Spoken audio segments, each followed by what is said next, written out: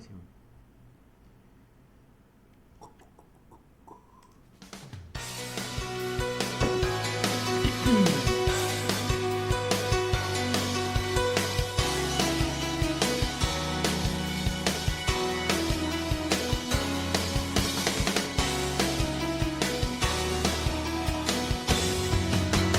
Todas las mañanas que viví, todas las calles donde me escondí, el encantamiento de un amor, el sacrificio de mis madres, los zapatos del charol, los domingos en el club, salvo que Cristo sigue hacia la cruz, las columnas de la catedral y la tribuna grita gol el lunes por la capital. Todos giran, giran, todos bajo el sol, se proyecta la vida, mariposa tecnicolor. Cada vez que me miras, cada sensación, se proyecta la vida, mariposa tecnicolor. Bueno, aquí estamos de vuelta. ¿Cómo están? ¿Cómo les va? ¿Cómo les va? Salimos oscuros, Claudio. ¿Ves? Un poquito, Bueno, pero no hay nada que... ¿qué podamos hacer? No hay mal que por bien no venga. Que nos podamos superar con esto. Ya hemos probado. Sí, ya hemos probado. Bueno, muy bien. Bueno, presentarnos para todos los que se suman hoy.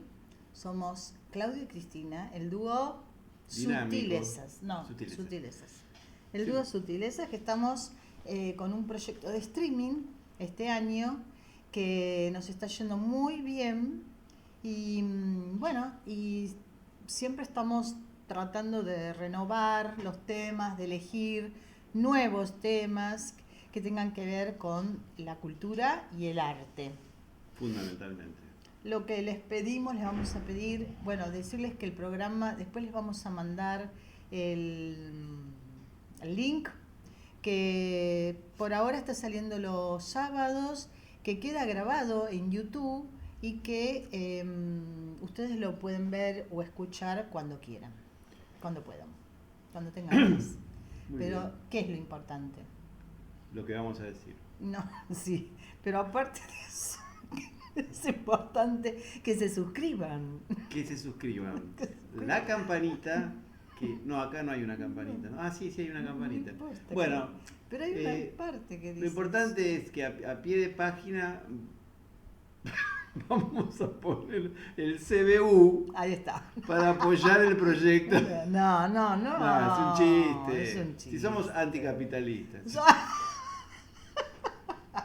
No, que hay una parte que dice suscribirse y que Ahí sí, ahí. no pasa nada, ustedes ponen el dedito, se suscriben y comparten. Claro, nunca vamos a cobrar un mango, pero ustedes suscríbanse. Uno nunca sabe de acá cómo puede No, de acá, volar. de acá a la estratosfera y más allá.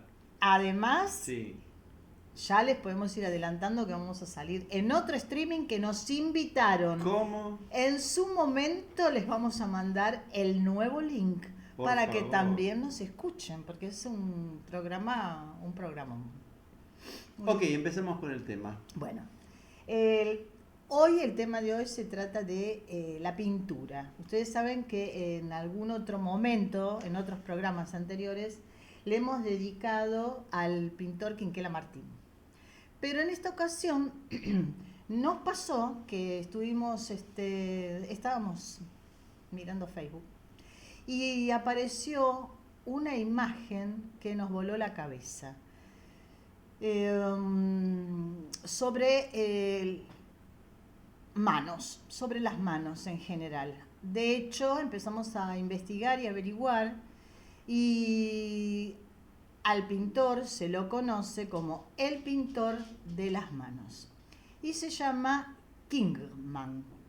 Es un pintor de origen ecuatoriano que nació en Quito en el año 1913 y falleció en el año 1997, o sea que es contemporáneo. Sí. Fue dibujante, fue pintor, fue grabador y fue muralista. Y se destacan sus pinturas, no te puedo ver a la cara. Y se Muy destacan probablemente. sus pinturas porque los temas que más a él le llamaron la atención para desarrollar su arte, digamos, Ujú. fue el indigenismo. Ah, Fue uno de los maestros del expresionismo, junto con Guayasamín y Camilo Egas, que junto con ellos que son de Ecuador, ¿no? Hay un montón más de pintores de expresionistas, pero bueno, junto con ellos dos en aquella tierra. A mí lo que me pasa particularmente es que cuando veo algo que me conmueve, que me moviliza mucho, como fue, yo vi puntualmente, después vamos a pasar una serie de imágenes, vi puntualmente un cuadro pintado por él sobre las manos. Ujú. Me impactó, la verdad que me llegó muchísimo, y entonces a partir de ahí lo que me moviliza es pensar o investigar acerca de qué habrá sido lo que a este artista lo movilizó, lo motivó, digamos, para poder plasmar y expresar lo que le pasaba en este tipo de pinturas. Lo que estuve leyendo un poquito, él dice que su niñez estuvo en contacto con lápices, con papeles, con colores, con otras pinturas diversas, pero todo muy, muy elementalmente, porque venía de una familia bastante humilde y con pocos recursos. claro. Con el tiempo fue descubriendo su deseo de expresar el encanto que a él le producía estar en contacto directo con este material. Por lo que sus obras de la niñez primero fueron en lápiz. Ajá. Y después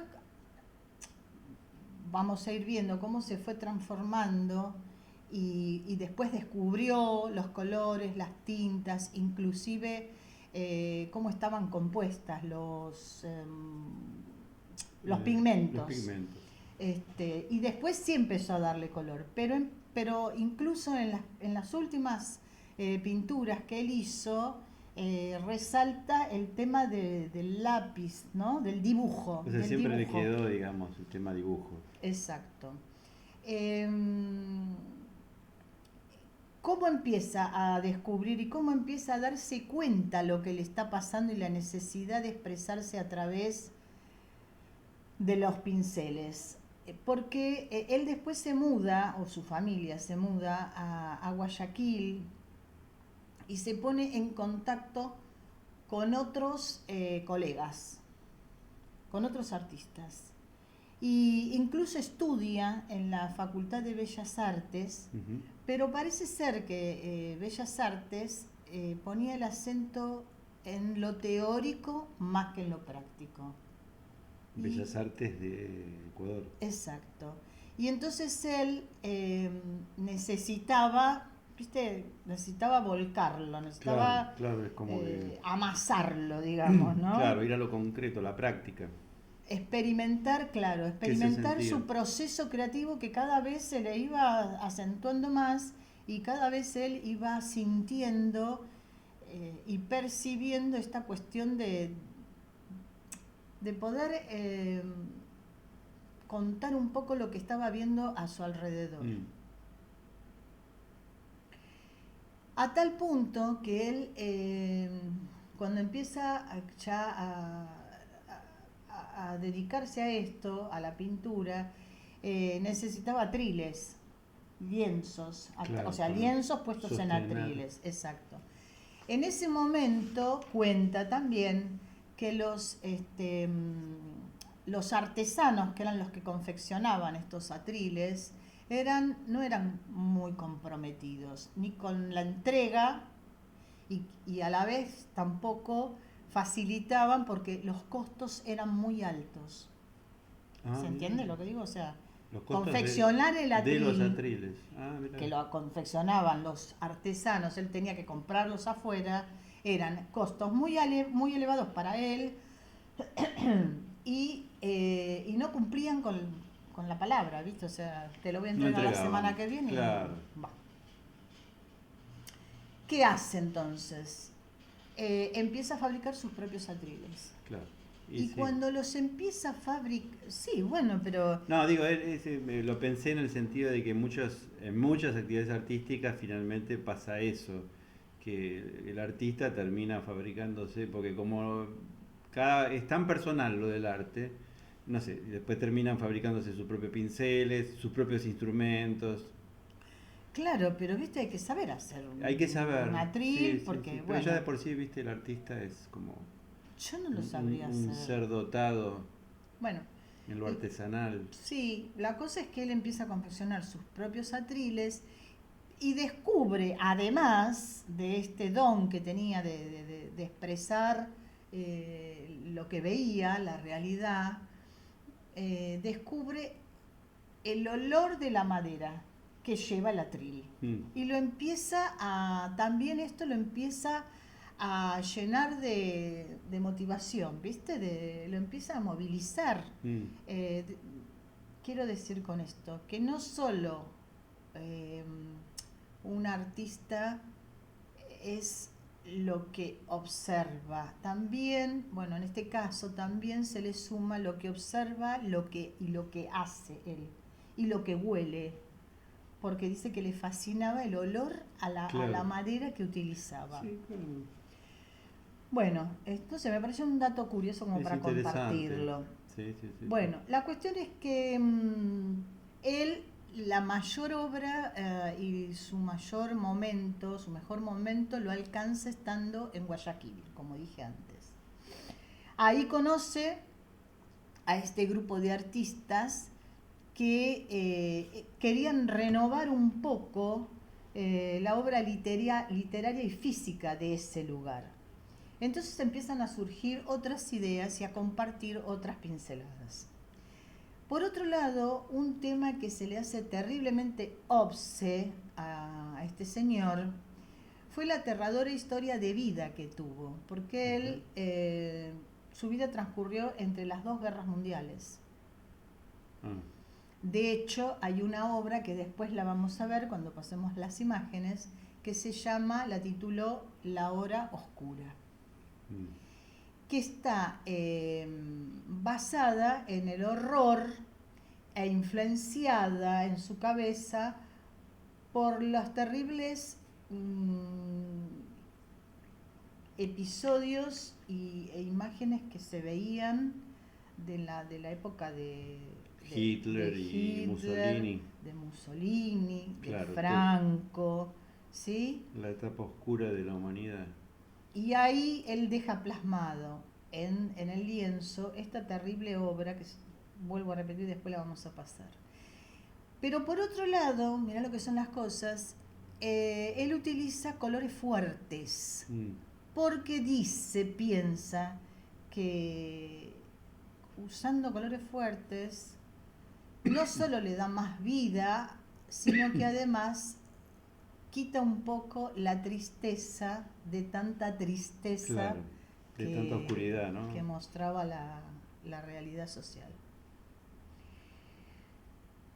El resultado entonces de su obra se encuentra entre los límites de la misma y la realidad de él propio, ¿sí? Porque este artista está como inmerso en estos cuadros.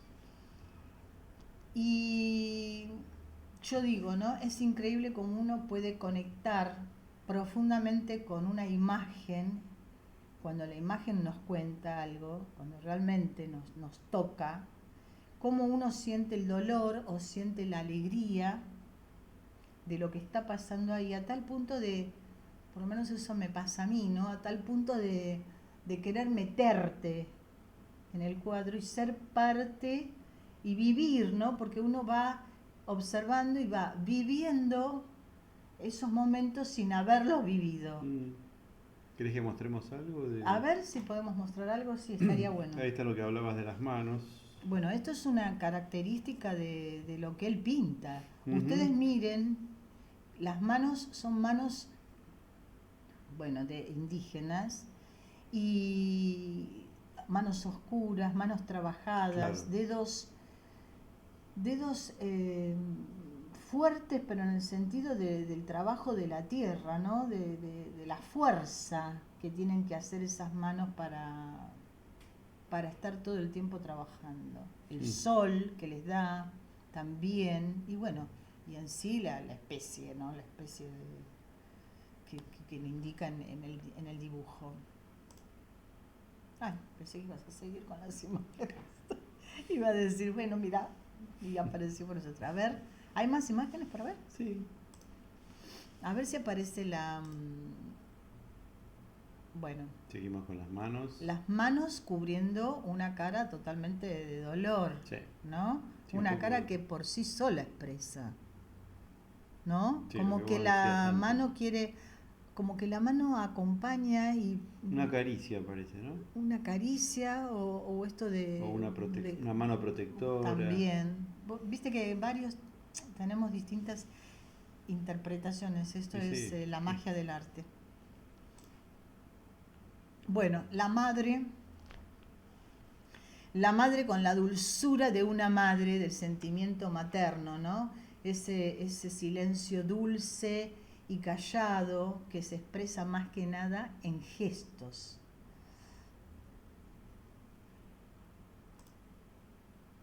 Nuevamente, las manos con sus nudos bien pronunciados, sus venas bien marcadas, manos fuertes, ¿no? Aparentan. Sí. Sigo. Sí. Esta es la obra que les dije antes, se llama La Hora Oscura. Acá está representado un montón, y vean el fondo de la pintura.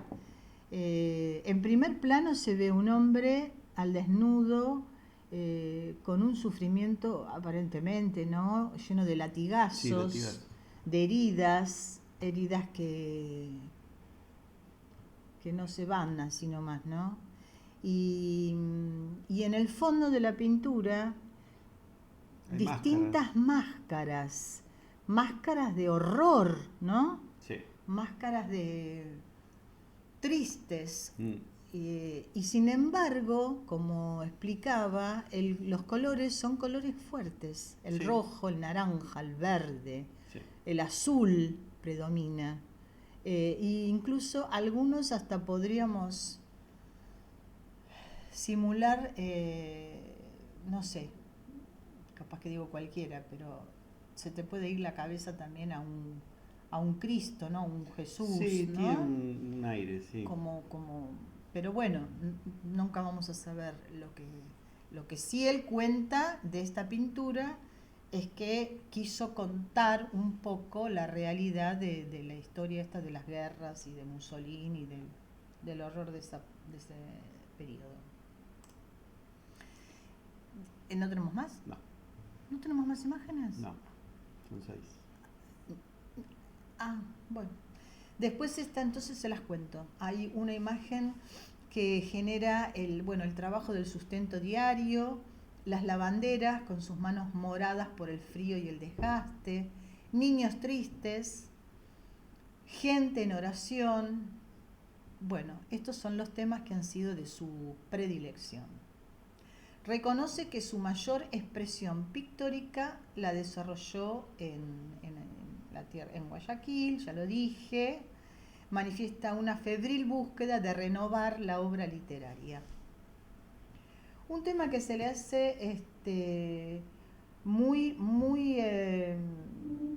propio, ¿no? Contar todo el tiempo, pintar y expresar y mostrar el horror que se vive, que a veces no necesariamente tiene que pasar una guerra. Él porque justo vivió entre las dos guerras. Y esto debe ser, la verdad que debe ser muy doloroso y debe generar un vacío muy grande. Bueno, él lo pudo dar vuelta en el lienzo. cuántas emociones se mueven a observar las líneas, los colores y las formas cuando uno se abre y se permite, porque también uno tiene que permitírselo para poder ver profundamente.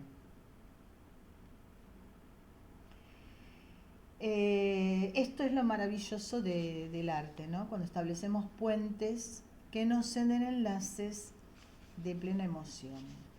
Y entonces esto me llevó un poquito a pensar la historia de él con su niñez, que él empezó en su niñez descubrió el lápiz, descubrió los papeles, el dibujo, los bocetos, después fue evolucionando, pero todo esto se le despertó siendo niño. Entonces a mí me voló y me disparó.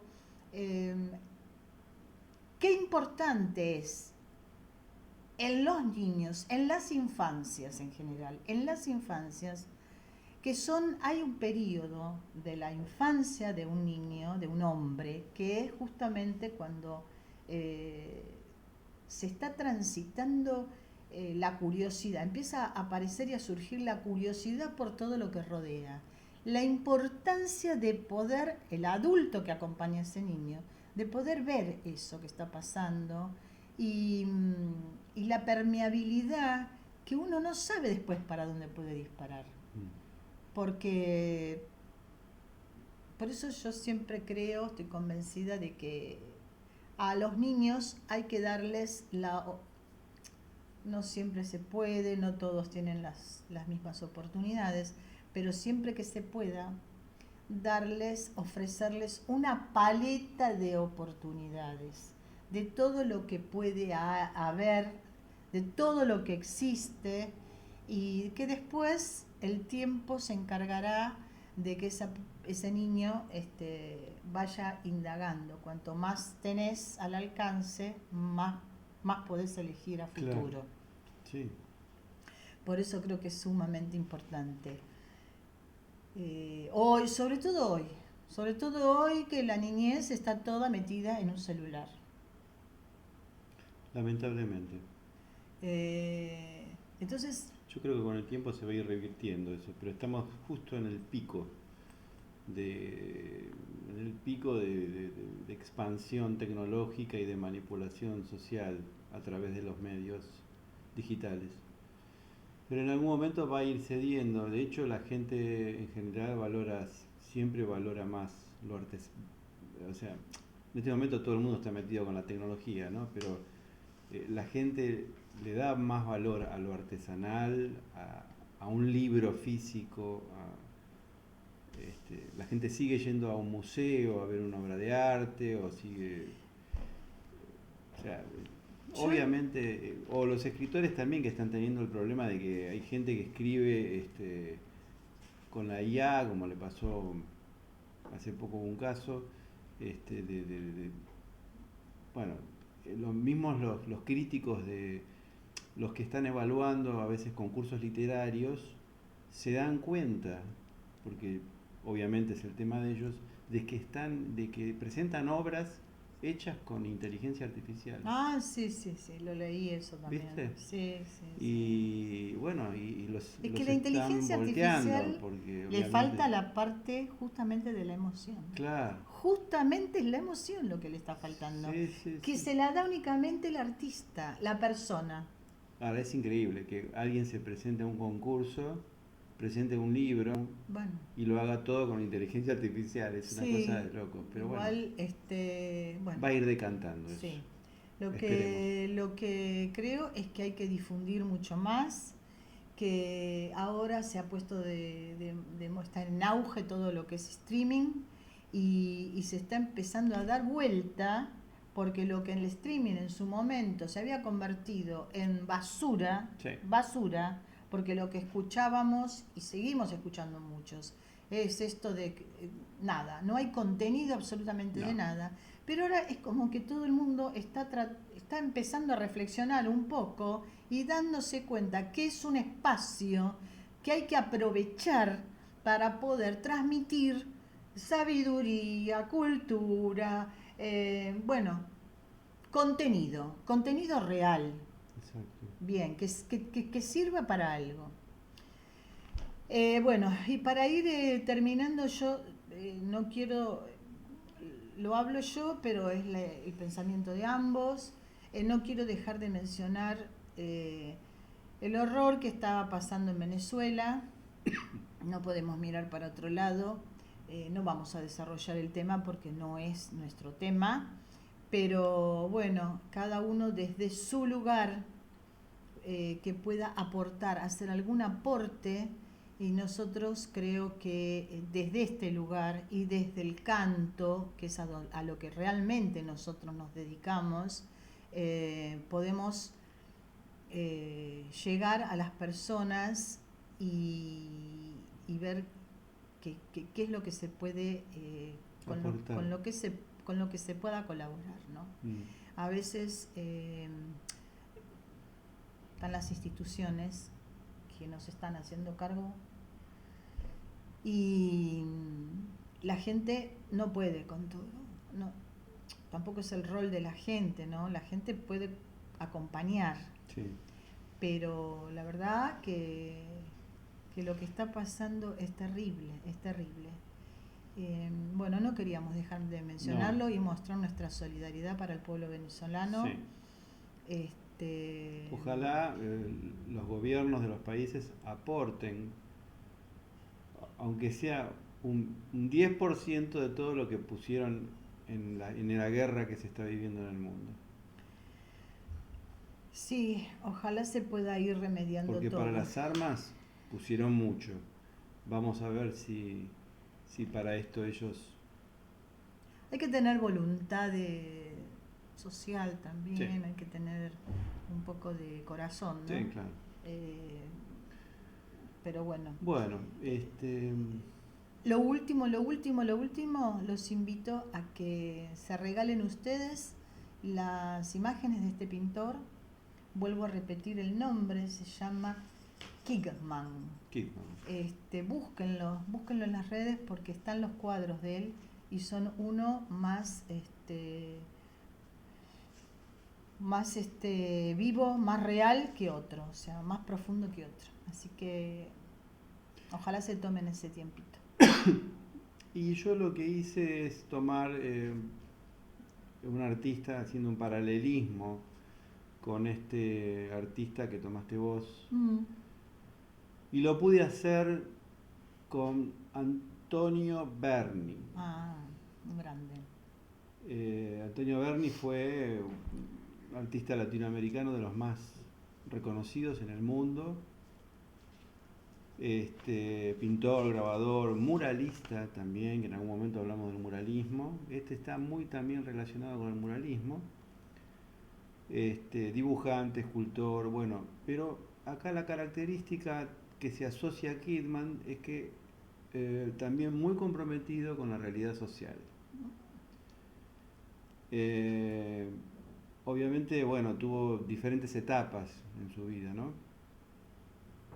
Pero más allá de lo estético, lo más destacable en él es el compromiso con lo social, ¿no? Con la denuncia de la explotación, de las desigualdades, de las injusticias sociales que afectan y que afectaban a los sectores populares de esa época en la que él vivió. Él estuvo muy también influenciado por el surrealismo, porque él, digamos, en principio tuvo su primera etapa donde desarrollaba las primeras cosas que había aprendido en sus estudios, ¿no? Era más vinculado a eso, y después, bueno, al poder tener una beca, puede viajar a París. Allí se relaciona con artistas de primerísimo nivel, y ahí, bueno, obviamente el surrealismo era una influencia.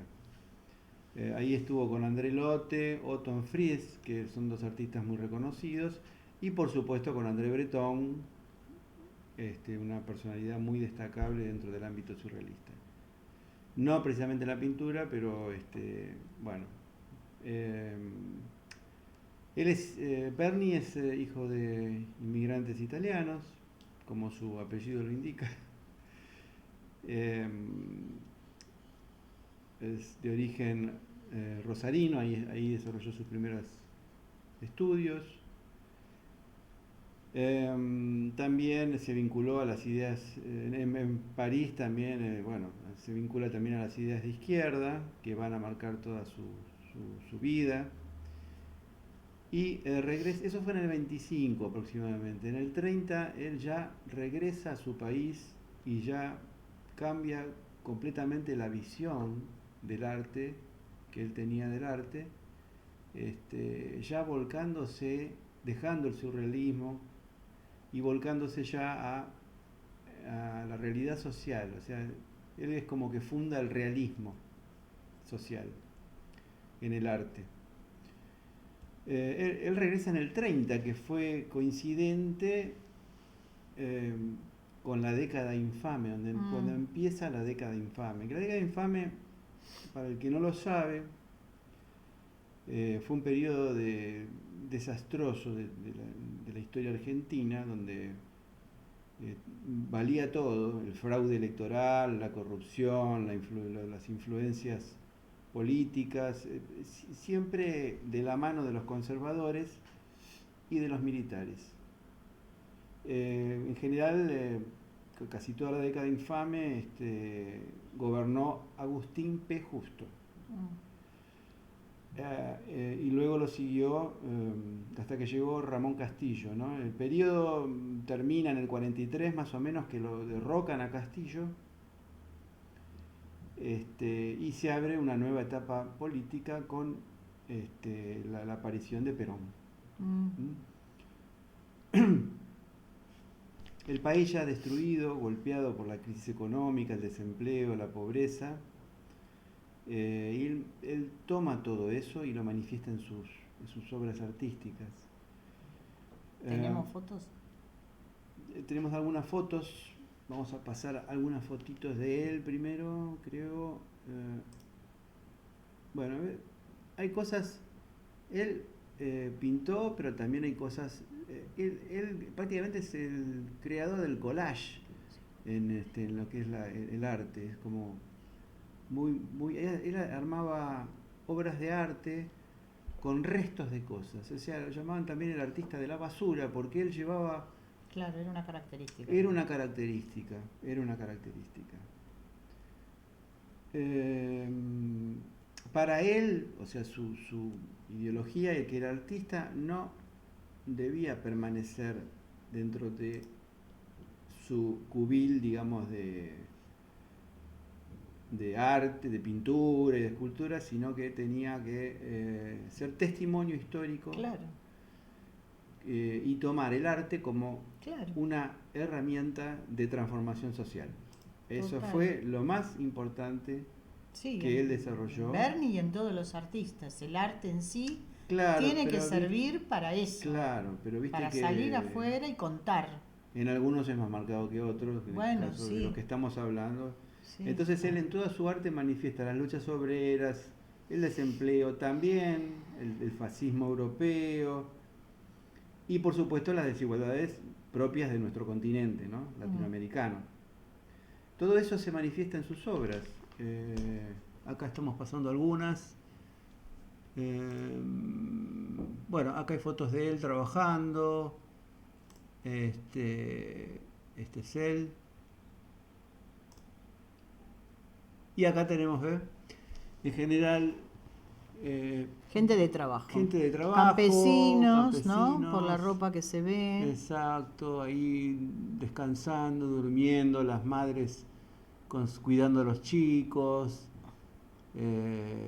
Bueno, esto es Durmiendo en el suelo. en el suelo, o sea, en condiciones espantosas. Acá también hay mezcla de pintura con collage. Él era muy de mostrar ese tipo de cosas. Esto también, una imagen de desolación, de dolor, ¿no? De dolor, de gente que muere distintos Sí. motivos, pero mostrando también Gente que muere de hambre, porque mueren de hambre. si ves el cuerpo, observas el físico de la persona, enfermedades. está transparente. Sí, acá también parecería como si fuera Cristo y su madre, ¿no? Pareciera. Y un desamparo muestra esto, tremendo, ¿no? Tremendo, tremendo. También, bueno, acá también el collage. Bueno, él básicamente lo que hacía era collage. Hay dos personajes muy, muy característicos en su obra, que son Juanito Laguna y la señora Montiel. En Juanito Laguna representaba al chico pobre, al chico de la villa, y Montiel, Ramona Montiel, era la señora humilde. De Juanita Dos Laguna íconos. hay una peli, ¿no? Sí, hay documentales, hay películas, hay un tema musical, Sí, o sea, fue muy, sí, muy... que lo canta Mercedes, me parece. Mercedes Sosa. Sí. Entonces lo que hacía en estos casos, por ejemplo, como vemos, él recogía de los barrios populares, de los barrios humildes, iba ahí con la basura, todas las cositas, Materiales desechables. trapitos y qué sé yo, todo eso, armaba sus obras, Sí. también como una forma de mostrar todo eso, ¿no? Sí. Bueno, algunos de los títulos de sus obras fueron La Manifestación, Desocupados, Chacareros, o sea, todos títulos que tenían que ver con el trabajo, ¿eh? Mira cómo representa el Día del Trabajador. Ahí está, ahí es Este es un... obra que toman de él. Este es muy conocido. Muy conocido, muy conocido. Sí. Y las caras lo dicen todo. Y justamente, bueno, Los en este gestos, caso, ¿no? es un Las flyer. marcas de las caras. Sí, caras con gestos duros de Sí. trabajo, ropa humilde. Bueno, justo toman esta obra de él como ícono para el flyer del Día del Trabajador, ¿no? Sí. Bueno, él se relaciona también con artistas mexicanos, porque también como él trató sobre él trabajó sobre el muralismo, Claro. y en México se relacionó con Siqueiros, Claro. con Diego Rivera y con José Orozco. Sí, grandes muralistas. Claro, en el 33 Berni colabora con Siqueiros y otros artistas argentinos en la realización de un mural que fue un ícono también, que se llamó Ejercicio Plástico, que es una de las obras más importantes de nuestro muralismo. Ese trabajo fue pintado en un sótano, en una quinta que se llamaba Los Granados, propiedad del empresario Natalio Botana. Ahí está en Don Torcuato. Los artistas cubrieron las paredes, el piso, el techo abovedado, ¿no? Como si fuera una caja de cristal sumergida en el mar, habitada por figuras femeninas. Bueno, esto también tenía que ver con lo que dijimos, con su trabajo con Siqueiros, y esa obra sirvió como un campo de experimentación para probar nuevas herramientas, como el cemento, la pintura. Pero bueno, hay una anécdota de esto, es que tras años de abandono y litigios, esa obra fue expropiada por el Estado argentino. Mira. Entró en un estado de restauración en algún momento. Esta es otra obra muy importante, muy conocida. Y ese fue a parar al Museo de la Casa Rosada de Buenos Aires. Mira vos. La obra.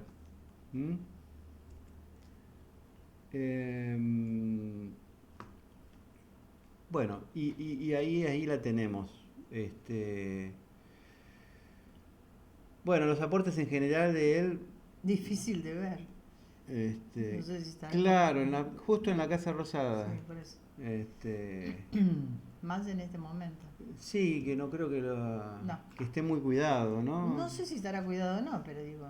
Bueno, hay un artista... No debe haber mucha gente que tenga ganas de ir a la Casa Rosada, y menos a ver una obra de Berni.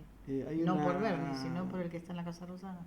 Un artista argentino que se llama Helmut, que no vive en Argentina, pero claro, que él había prestado una obra de arte, que era la de los glaciares, creo que es el glaciar Perito Moreno, y ahora vino para la Argentina, él reclamando, la había prestado para exponerla en la casa, en la casa en la Casa Rosada, digamos, estaba la obra. Y bueno, él la estaba reclamando que se la devuelvan. Resulta que no le contestaban, que, bueno, ahora le contestaron después de no sé cuánto tiempo, y aparte porque hizo una movida en ¿viste? En Facebook y demás, y le contestaron y le exigieron que tenía que firmar un papel, que él no podía hacer ningún juicio por si tenía algún daño a la obra de él. Y así que bueno, insólito todo esto.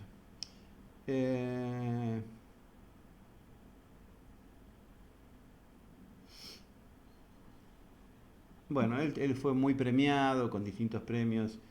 Tuvo un gran premio en el 62, en la Bienal de Venecia. Él, a partir de toda su obra, fue premiado en todas partes del mundo. Y nada, lo básico, lo más importante de él, y lo que relaciono con lo que vos expusiste, es su gran compromiso social. Acá hay también otra obra que siempre con el trabajo, la carnicería, el desposte, los obreros. Sí, querías decir. Acá está la obra, ahí está una imagen de la obra que estábamos hablando, que está en la Casa Rosada, pero que hizo con Siqueiros. Ves que está el techo, todo pintado. Esta es la obra, una foto de la obra. No sé realmente si esto es de la Casa Rosada o de la Quinta de Torcuato. Creo que debe ser antes de que pase a la Casa Rosada. Y acá hay otra imagen de la obra, con la iluminación y el techo todo pintado. Esto lo hizo con Siqueiros. Sí. Hay mucho de Berni y hay mucho para ver también. El arte debe doler un poco para que la realidad duela menos. Bueno, chicos, aquí estamos nosotros. Bueno, espero que les haya gustado, que sirva para pensar. De todas maneras, creo que hay muchas cosas que, más que la palabra, es la imagen. Sobre todo en el programa de hoy, nos pixelamos. Ahí volvimos. Decía yo que, no sé si salió, lo repito por las dudas. Considero que las imágenes hablan cuando uno quiere escuchar. Hablan mucho más de lo que las palabras pueden contar. Entonces, hay que tomarse el tiempo. Siempre estamos hablando de lo mismo, de tomarnos el tiempo para. Bueno, les vamos a... Sí, lo dejamos con unas imágenes mientras preparamos lo que vamos a tocar un par de canciones. Sí, estas imágenes tienen que ver con la película de Juanito... Este sería el Juanito Laguna, digamos. Juanito Laguna. Claro, ahí está, ¿eh? Imágenes de película. Nosotros ahora les vamos a ofrecer 2 canciones. Ustedes saben que nosotros siempre elegimos las canciones por las letras, por el contenido. Y en este caso elegimos una que habla de la esperanza, de las ilusiones, se llama Sueñero, de Van der Mole. Y bueno, escúchenla. Y después les vamos a ofrecer una de Marta Gómez que se llama Manos de Mujeres, y que también el contenido está muy relacionado con lo que acabamos de contarles. Bueno, vamos allá. Volvemos. Ahí estamos. Vamos con el Sueñero. ¿Vamos con el Sueñero? ¿Sí? Muy bien.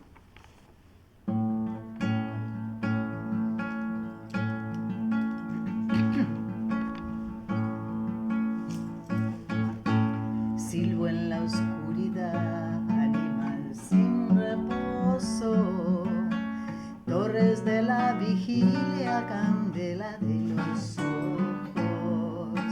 No sé qué puedo hacer si una curva del tiempo, un hueco en el corazón atento. Trigo sobre el brocal para que coma el hambre, bajo el peligroso agujero de la sangre. No, yo no puedo ver más que la noche alerta misterio detrás de las puertas. Sueñero, jinete sin descanso, sueñero sobre un papel blanco, sueñero, centinela de mi alma, sueñero, duérmete y dame calma.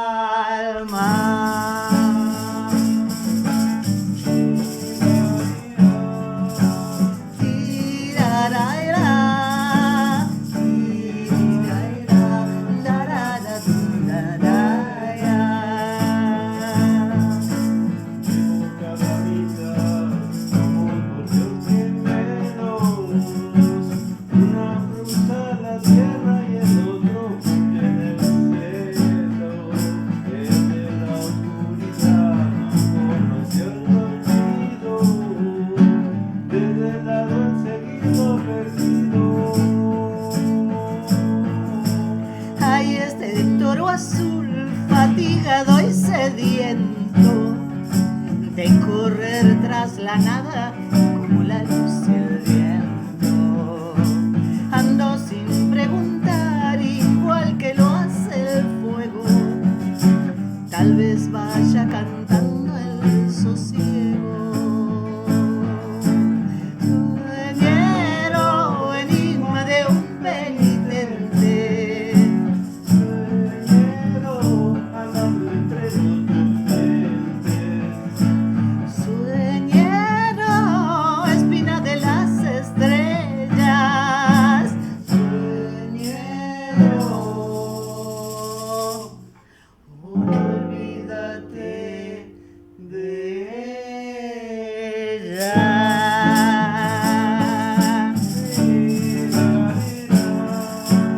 La, la, la, la, la, la, la, la, la, la. Sueñero, Lídiate sin descanso. sueñero sobre un papel en blanco, sueñero, continela de mi alma, sueñero, duérmete y dame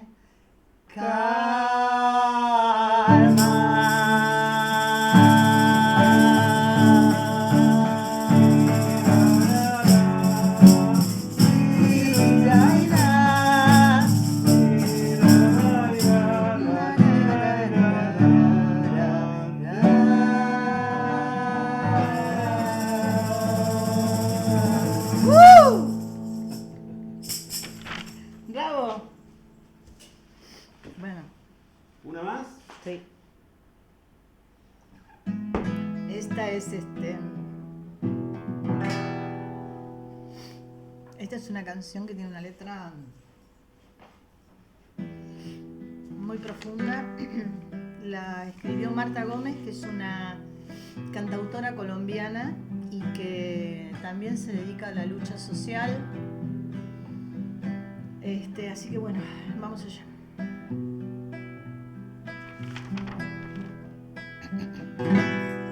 Mano fuerte va barriendo, pone leña en el fogón. Mano firme cuando escribe una carta de amor. Manos que tejen haciendo nudos, manos que rezan, manos que dan, manos que piden algún futuro para no morir en soledad.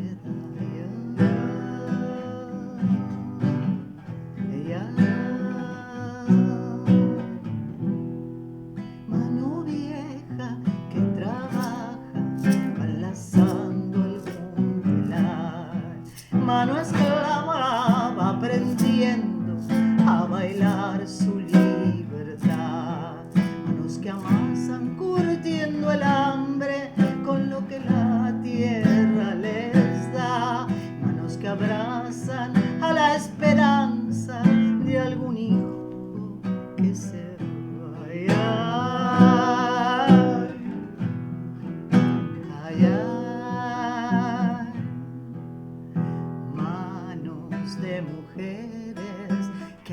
parido la verdad. Manos de colores aplaudiendo algún